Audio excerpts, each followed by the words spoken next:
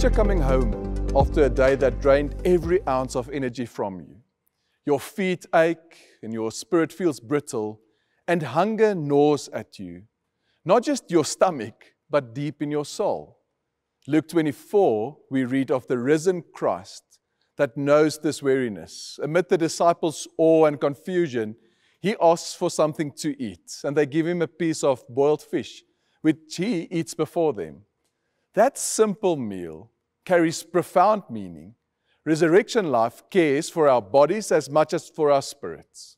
Now, in a world that sometimes prizes spirituality detached from everyday needs, Jesus affirms that true healing and wholeness flow through the ordinary act of being fed.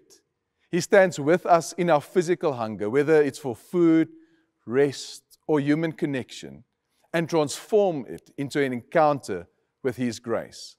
His body in display in the flesh reminds us that in Him, every part of our humanity matters.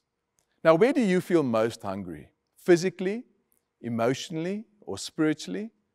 And can I invite you, before your next meal, to pause and to invite Jesus in. Offer Him your hunger and ask Him to nourish your whole self. And if you can, share that meal with someone who maybe is in need, trusting that every act of feeding can become a small resurrection.